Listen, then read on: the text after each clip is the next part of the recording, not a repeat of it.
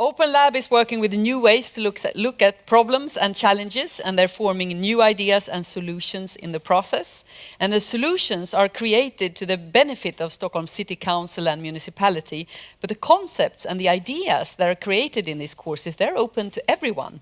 So the city might use the solution, but other companies are welcome to as well, which has happened. And when you're bringing ideas to the market, you often need help. The world is changing at a rapid pace. The competition is fierce as well as international from the first day you launch your company. One of Sweden's most successful business incubators is called Sting. It's owned by the foundation Electrum and completely non-profit. And here to tell us more about what they do is the founder and CEO. Please welcome Pär Hedberg.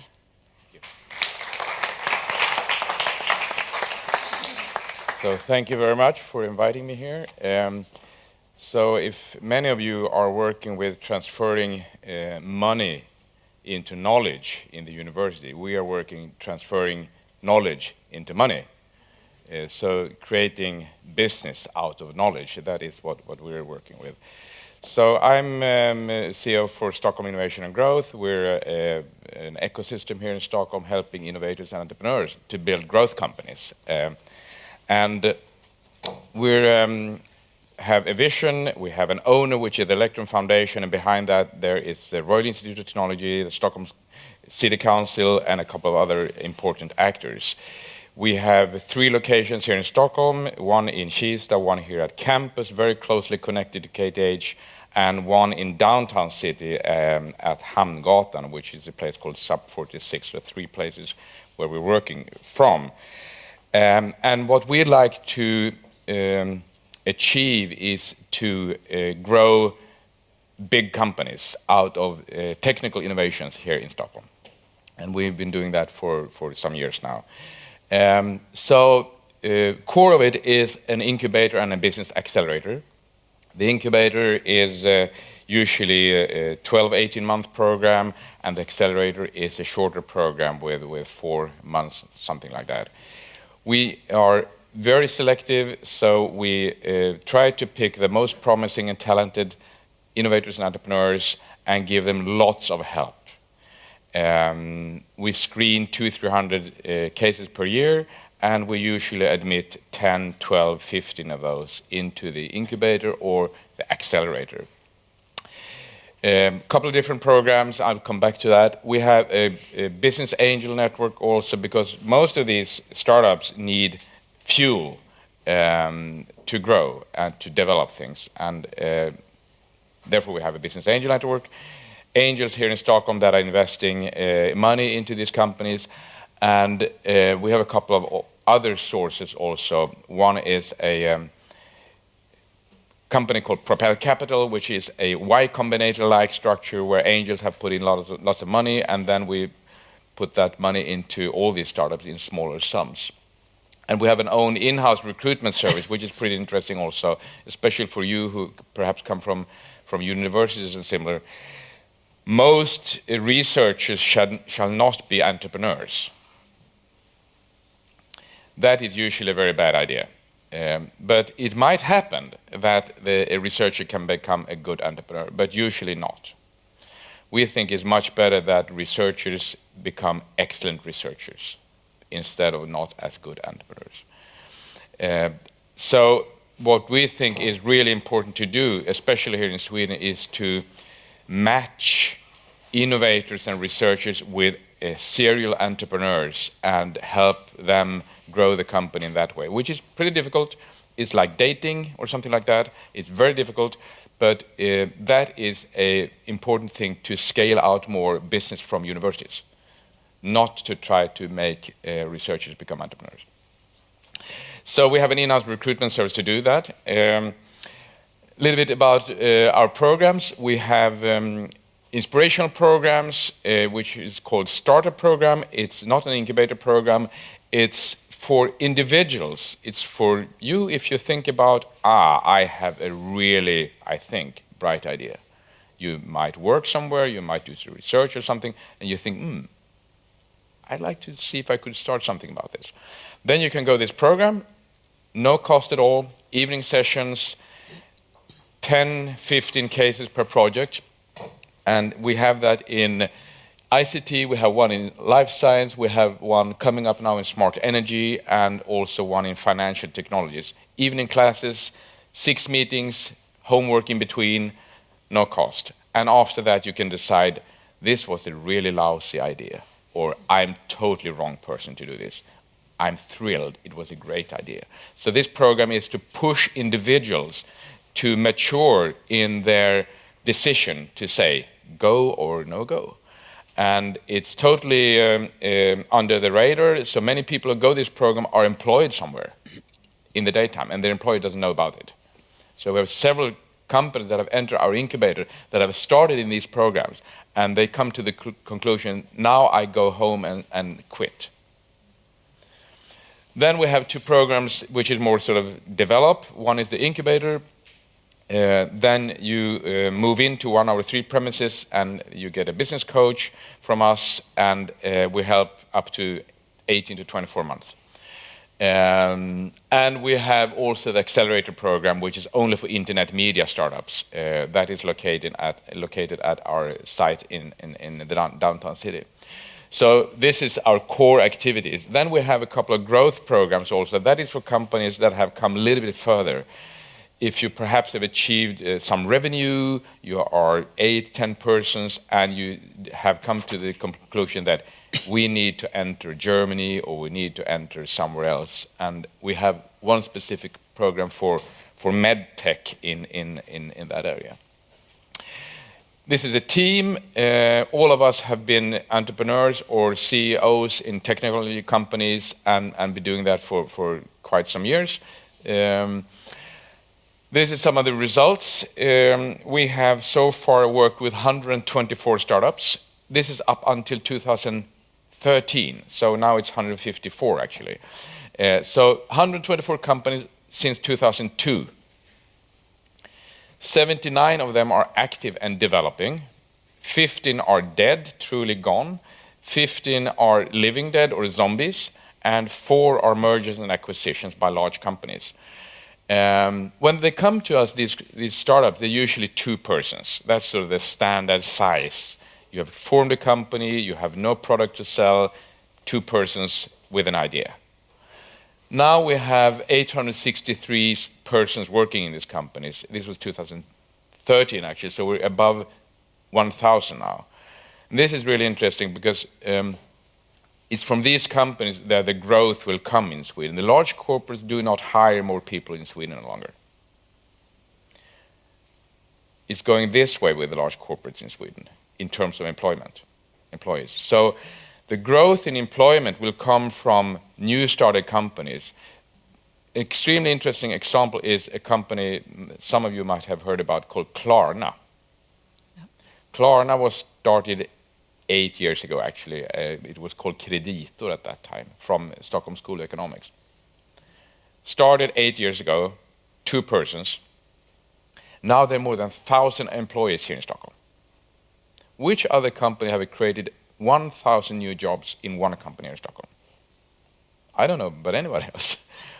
And Spotify is another example of that. So the job growth will come from the new started companies in the future here. So we need to work with this sector also.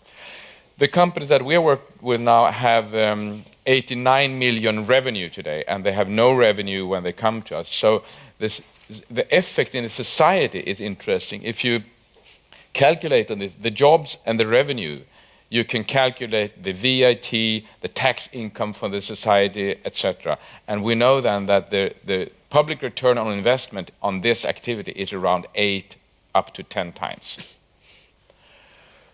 Then we work also with financing of these companies, and which is a very important part, of course, to get money, fuel to the companies. And we do lots of things, mainly in London, in Berlin, Paris, to attract the international investors to these companies.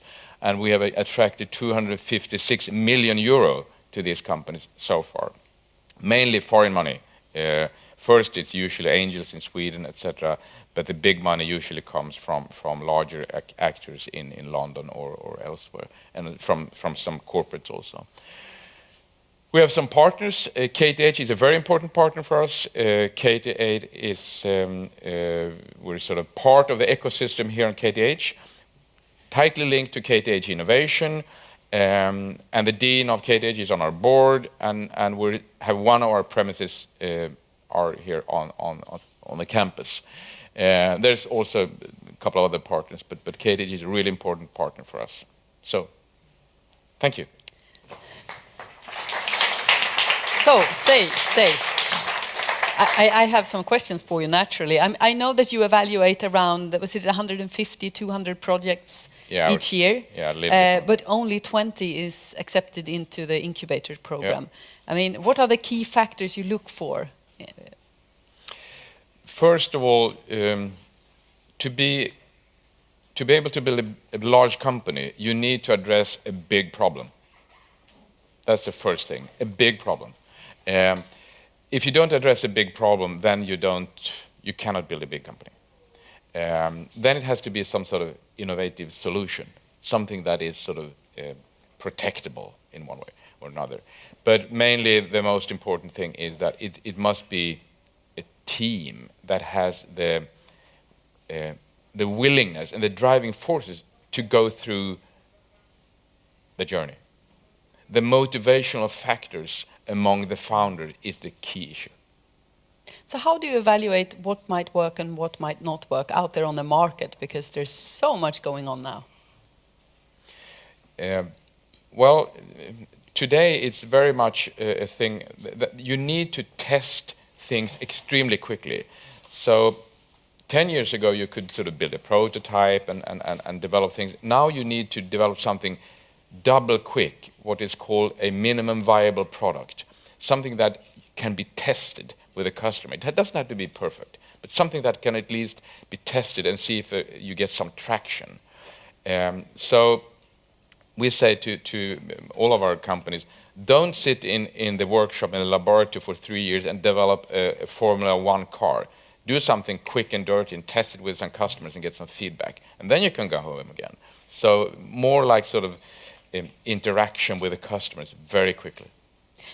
And Sting has been around for 12 years. Yeah. Huge changes during this time on the market. Like I said, the fierce international competition, the faster pace in general, and also there's been a shift in how young people think. Because before you were looking for that steady job at that big company, and you were going to learn a lot of things. And today the young ones, they're coming out of university like, I want to start my own company. Yeah. But is that a good idea? Both yes and no. I mean, in consumer internet sector, which is really hyped today, there you can start a company in 6 months and you can develop an app and you can test it. So it's sort of very easy to do it. But if you're going to develop something more sort of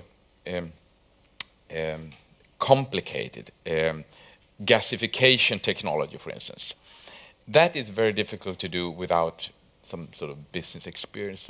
So usually I think it's good to be in some work and get some experience for 5, 6, 7 years before you really start your company. But well, I mean, you can do it in consumer internet, but otherwise it's not as easy. But on the other hand, as you say, it has changed a lot, which is very positive. 15 years ago, not many persons at KTH thought that their main career path was to start a company. Today there are lots of them, which is really good. So what would you say are the most usual mistakes you make when you want to start your own company? You don't talk to customers early enough. That's the main thing. Yeah. And another thing is that you haven't really formed a team that is extremely tight and are agree that you're going to stick together for 5 to 10 years in a roller coaster ride. Mm-hmm. Because there's lots of things that are going to go wrong, and then you need to sit in the same boat. If you haven't agreed on that before, it will crash. I know also that the big international companies, especially in the US, they have changed their way they think when it comes to innovations and startups. Today they open up to these outside collaborators and they work with them in different ways. But in Europe and Sweden, the big companies, they still think that this is something we should do ourselves. Why is this? Well, that's a European problem, not only Sweden, but a European problem. Well, it can be, there's a complicated answer and there's a simple answer. So I'll take the simple answer first. America is a very young country with a totally different risk profile in the society in general. Much more risk takers in the whole society. The corporate sector in America is much younger. Many of the large, really large companies in especially California, they're not older than 40 years. So, in the management team or on the board or among the owners, the entrepreneur is still there. So, in the DNA of these companies, they know still, they remember, they have not forgotten that taking risk and being very open to things is very important for growth. So they engage with the startup community in a totally different way. In many of the American companies, Googles are buying 20, 25 startups per quarter. Ericsson is not, they're not there at all. But the entrepreneur in Ericsson died 100 years ago or something like that. The only, now I'm a little bit sort of exaggerating, but it's the age of the companies is one of the explanations. And this is something that European corporates need to rethink. Some have started, but not many. So the ones that are sort of controlling the European countries and the Swedish companies, they are not entrepreneurial anymore. They're just sort of... Well, you're going to be mad with me perhaps now, but many of the large corporates today are run by hired persons and looking for the next quarterly result on the stock exchange. If you are in Google and the founders are still there, they're thinking totally different. So the risk profile is totally different. And we see that in many Swedish corporates that they have difficulties to sort of really, in reality, open up to open innovation, in reality. And it has nothing to do with that there are persons in the organization that might want that. It's the sort of the DNA and the age of the companies. In my most pessimistic times, I think it will not change, but it will be changed by these new companies now growing, like Spotify and Klarna and other companies that are now trying to reinvest the exit money into new companies. But I really hope that we could do more to get the corporates involved in the startup ecosystem. But that has not really happened yet in Sweden. Thank you so much, Pär Hedberg.